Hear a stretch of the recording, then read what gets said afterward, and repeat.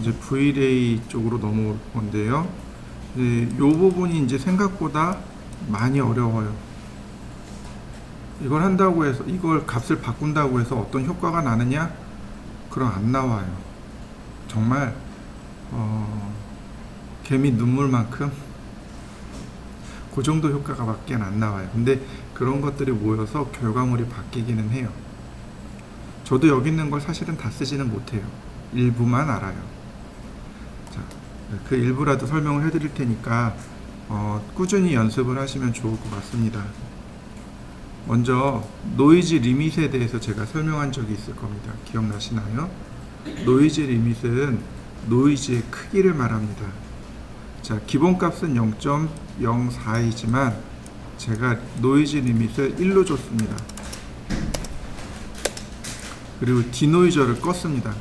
디노이저가 나중에 들어가면 노이즈가 안 나와요. 자, 렌더링을 하죠. 그러면 이제 이렇게 노이즈가 들어가게 됩니다. 자, 렌더링이 끝났습니다. 보시면 지글지글한 거 보이시나요? 얘가 노이즈예요. 지금 1로 놨기 때문에 노이즈가 이렇게 낀 겁니다. 근데 기본값은 0.04예요. 자, 전체 아니고 일부만 렌더링을 해보죠. 여기만 렌더링을 해보죠. 여기만. 다시 렌더. 보시면 이렇게 여전히 노이즈가 끼어 있는 거 보이시죠? 이게 노이즈입니다. 바깥쪽에 노이즈는 1일 때고 안쪽에 있는 노이즈는 0.04입니다. 빛이 부족하면 이런 현상들이 나와요. 근데 노이즈 값이 커도 나와요. 그래서 이 노이즈 값을 조절을 하셔야 되는데 보통 이 값을 0.01로 놓고 렌더링을 하시면 거의 퀄리티가 하이 퀄리티 정도 됩니다. 자, 다시 한번 렌더링을 해볼 테니까 한번 보시죠. 노이즈 값이 바뀌게 되면 자, 이런 식으로 노이즈가 점점 사라지게 됩니다. 그래서 노이즈 리밋을 작게 하시고 디노이저를 켜셔야 돼요. 그래야 결과물이 깨끗하게 나옵니다. 자, 그 다음에 미니멈 서브 디바이스, 맥시멈 서브 디바이스가 있네요. 서브 디바이스라는 것은 빛의 샘플을 말합니다. 샘플이요. 그러니까, 레이 트레이스라고도 하고 우리가 이야기하는 여기는 GI 값 있죠. GI라는 게 뭔가요? 광원에서 빛이 나오면 빛이 이렇게 튕겨서 나가잖아요. 그죠? 이때 추적하는 빛의 개수요. 이걸 샘플이라고 합니다. 그러니까 빛의 개수를 말해요. 내가 몇 개나 추적할 것인가 라고 이렇게 지정해 줄 수 있는데 최소 1개에서 최대 20개까지 추적해 주세요. 이런 의미가 됩니다. 1개를 추적하면 되게 간단하죠. 근데 20개 추적하면 어떻게 되나요? 조금 더 많이 추적하겠죠. 만약에 여기가 200개, 400개, 1000개, 2000개 이렇게 되면 어떻게 되나요? 빛을 많이 추적하게 되니까 빛이 얼마만큼 잘 들어가는지 빛을 계산하는 부분들이 늘어나겠죠. 그럼 당연히 렌더링 속도는 느려지겠죠. 퀄리티가 올라가는 대신에 시간이 늘어나는 거죠. 이게 이제 그런 얘기인데 찾아보니까 배수래요. 배수. 내가 추적하고자 하는 빛의 배수요. 그러니까 20의 제곱이랍니다. 1의 제곱계를 추적하는 거고 20의 제곱계를 추적한다는 뜻입니다. 그러니까 20의 2배면 얼마인가요? 20 곱하기 20인가요? 한 440개 정도를 추적한다는 뜻입니다. 우린 단순히 200, 300 이렇게, 그러니까 20, 30 이렇게 하잖아요. 실제로는 배수라고 합니다. 찾아보니까. 그래서 이 값이 늘어나게 되면 맥시멈 서브 디바이스가 늘어나게 되면 빛을 더 많이 추적하게 돼서 품질을 올리게 됩니다. 실제로 렌더링 해보면 렌더링 타임이 정말 많이 느려져요. 근데 품질 올라가는 건 개미 눈물만큼만 바뀝니다. 넘어갈 겁니다. 대부분 다 그래요. 여기 있는 내용들이 대부분 다 그래요. 이렇게 막 확 차이 나는 게 아니에요. 딱 했는데 이렇게 우리 눈에 금방 이렇게 딱 보이는 정도로 차이가 나는 게 거의 없어요. 아주 미묘하게 차이가 납니다. 관찰력이 좀 필요한 경우들이 많습니다. 인터랙티브 파라메티브라고 하는 항목이 있습니다. 인터랙티브란 얘기는 그러니까 광선 수를 제어한다라고 보면 될 것 같아요. 값이 작을수록 GI로 렌더링하는 그런 얘기라고 보네요. 트레이스 뎁스 그러면 그러니까 여기 트레이스 뎁스 그러면 예를 들어서 빛이 이렇게 해서 한 번 반사됐잖아요. 이걸 5번까지요. 반사되고 다른 데 가서 어떻게 또 반사되고 이렇게 빛이 계속 튕겨나갈 거 아니에요. 최대 5번까지 추적을 하겠습니다. 그런 의미로 받아들이시면 돼요. 그러니까 실내 같은 경우는 이 트레이스 뎁스를 올려버리는 거죠. 그러면 조금 더 부드러운 렌더링이 나오게 됩니다.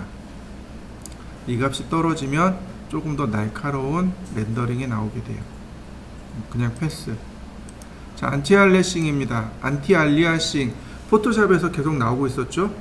경계면을 약간 뭉그러뜨려서 조금 보기 좋게 하는 거. 그 중에 여러 가지가 있다라고 했습니다. 가장 많이 쓰는 게 에어리아라든지 박스라든지 얘네들을 제일 많이 쓰는데 캔물롬이 그 중에 가장 선명한 경계를 얻어낼 수 있습니다. 컬러 매니지먼트는 넘어가도 되겠고요. 옵티마이즈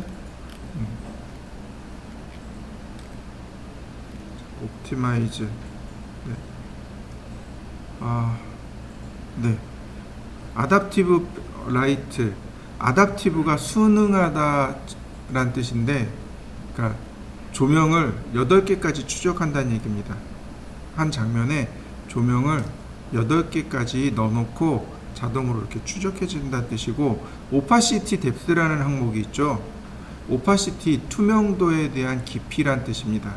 투명한 오브젝트를 이렇게 쭉 놓습니다. 그러면 얘가 쭉 추적하면서 점점 불투명해져요. 유리도 그러잖아요. 그죠? 그거를 50개까지 해주겠다는 뜻입니다. 그러니까 투명한 물체 50장까지 쭉 투과를 해주고 그 다음부터는 그냥 까맣게 칠해버리겠습니다. 이런 의미로 받아들이시면 됩니다. 레이 인텐시티 됐고 나머지 넘어가셔도 좋습니다. 특별한 내용은 없네요. 스위치 됐고, 자, 글로벌 일루미네이션. 이 글로벌 일루미네이션은 조금 알고 계셔야 됩니다. 글로벌 일루미네이션 GI 값을 계산하는 방식이 크게 3개입니다. 이리디언스 맵, 브라우트 포스, 라이트 캐시. 이렇게 3개인데 가장 현실감 있는 건 라이트 캐시입니다.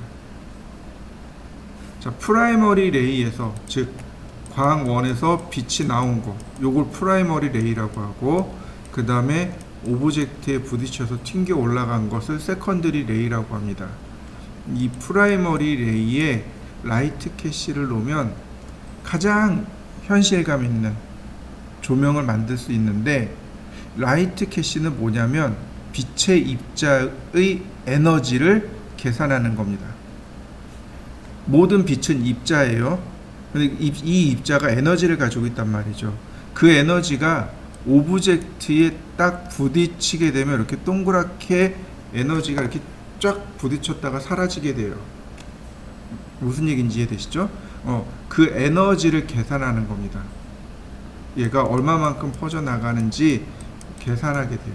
근데 이 상태에서 렌더링을 해버리면, 얘를 이렇게 해서 렌더링을 하게 되면 여기 나오죠? 서브 디바이스 빛이 800개의 제곱인 1600 88은 64 6400개네요.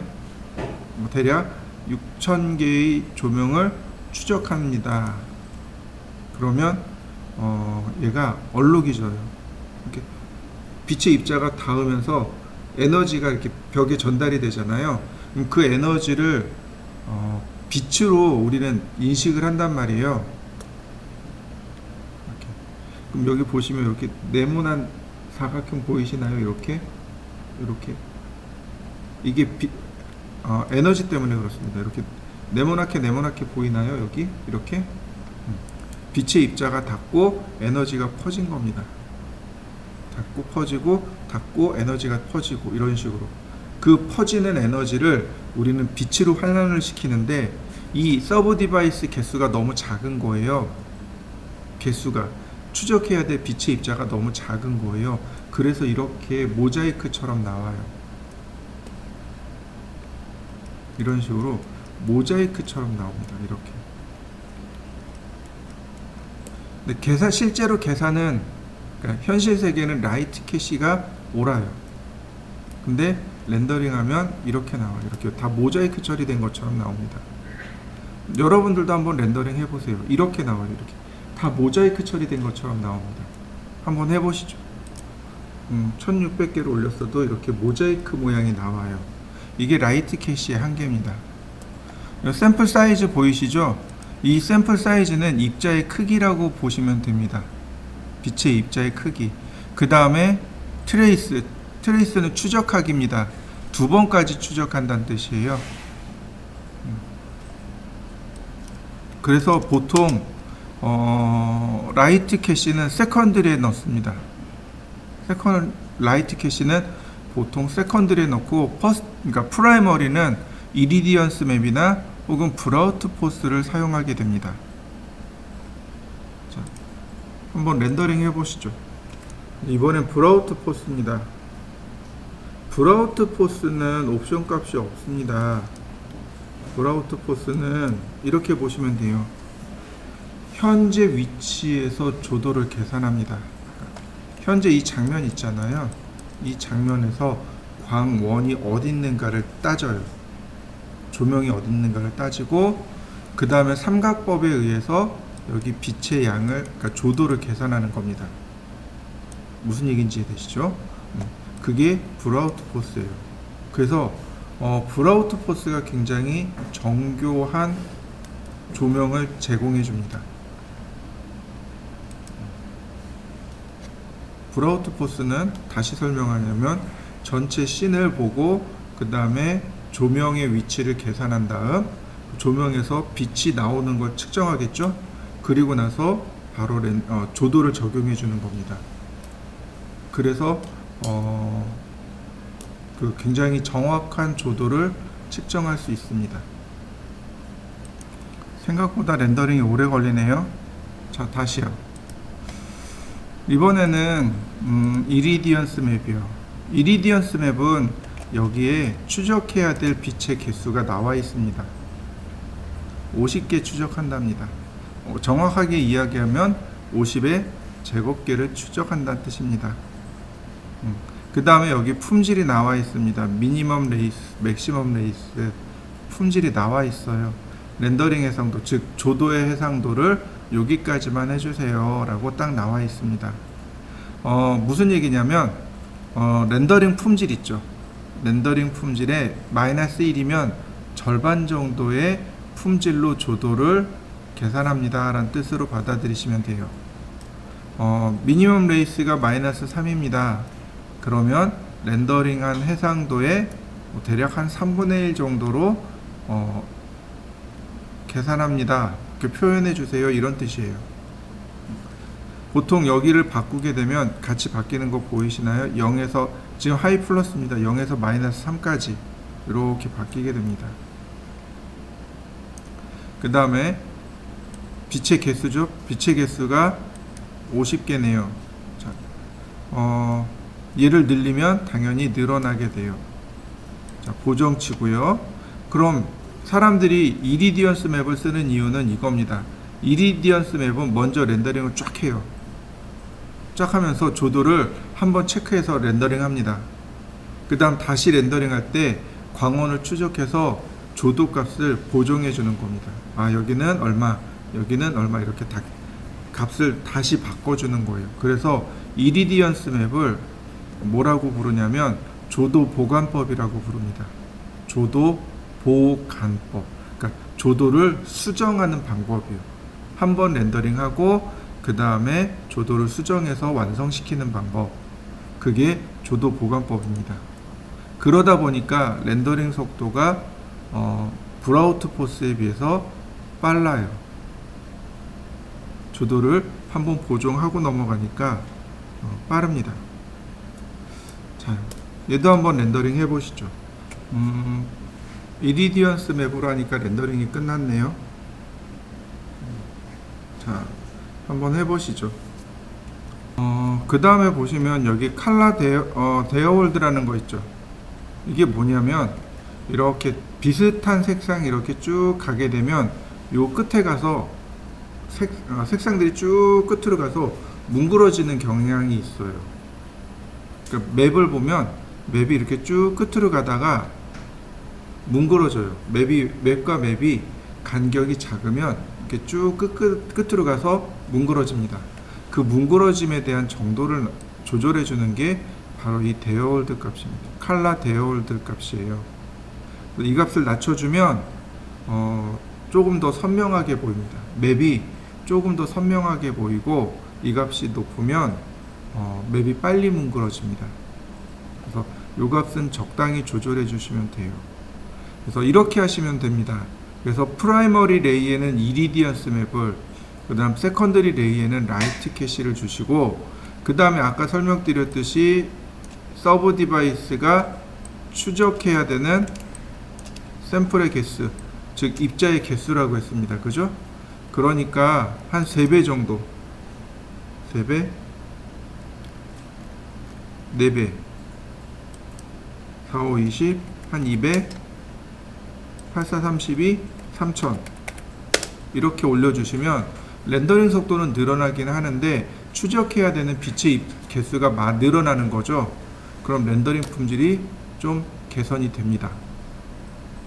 좋아진다가 아니고 개선이 됩니다. 렌더링 속도가 느려지기 때문에 기다릴 수는 없겠지만 좀 개선이 돼요. 왜냐하면 그러니까 빛의 입자가 많이 추적하게 되니까 조금 개선이 됩니다. 자, 한번 해보시죠. 한 4배 정도 올리시면 돼요. 여기를 200으로 고치고, 네, 렌더링. 확실히 이리디언스 맵이 빠르긴 하네요. 값을 올렸는데도 불구하고 렌더링이 끝났습니다. 자, 그 다음에 디스크 캐싱이라는 항목이 있습니다. 여기도 있고 여기도 있고. 이게 뭐냐면은 이걸 미리 저장하는 겁니다. 여기에 있는 조도 값을 저장하는 겁니다. 그랬다가 렌더링 할 때 얘를 불러오는 거예요. 그럼 어떻게 되나요? 렌더링 속도가 빨라질 수밖에 없는 거죠. 디스크 캐싱이라고 합니다. 자, 커스틱은 전에 한번 했네요. 그죠? 빛의 굴절 효과. 이제 반지 만들어서 굴절하는 거 한번 해봤을 겁니다. 기억나시나요? 멀티플러가 색이, 그 다음에 거리, 그 다음에 입자의 개수, 농도, 요 정도 나옵니다. 그 다음 GI 커스팅 넘어가고 앰비언트 어클루전이라는 항목이 있습니다. 숫자를 좀 낮춰보죠.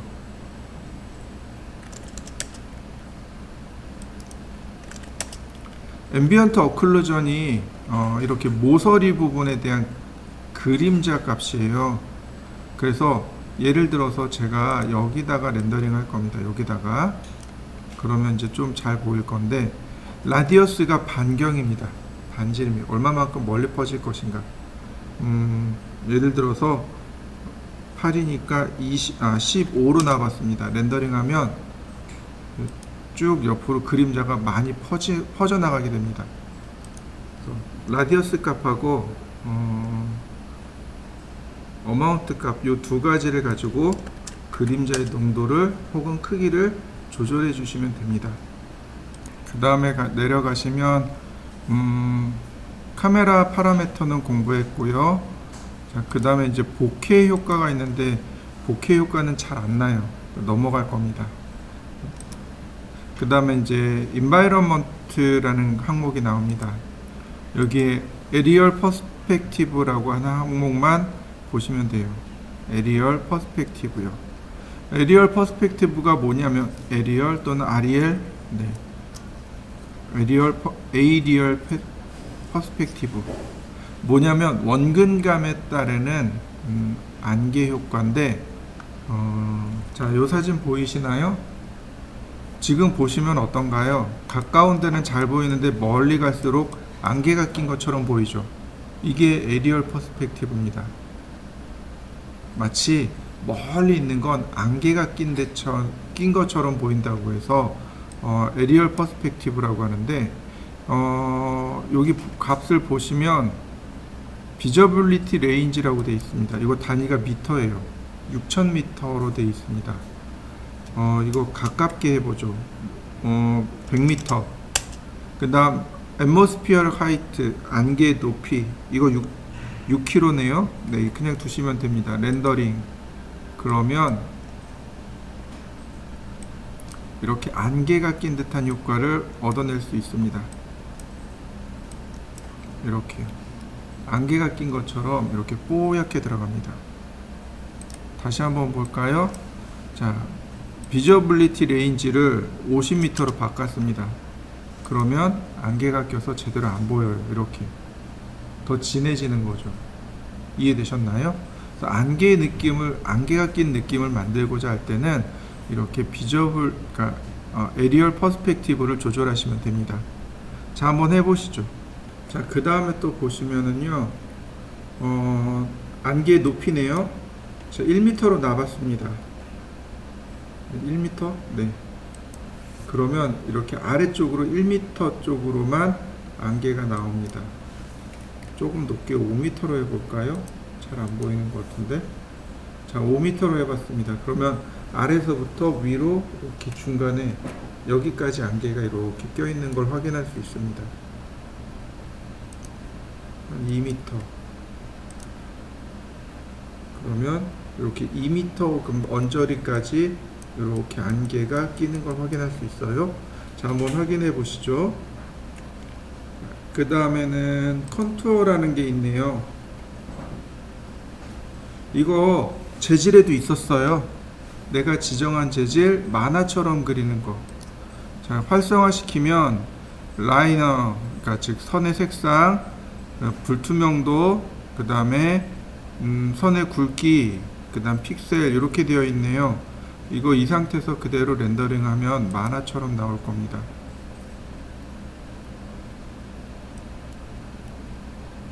이렇게 보다시피 만화처럼 이렇게 표현이 됩니다. 컨투어입니다.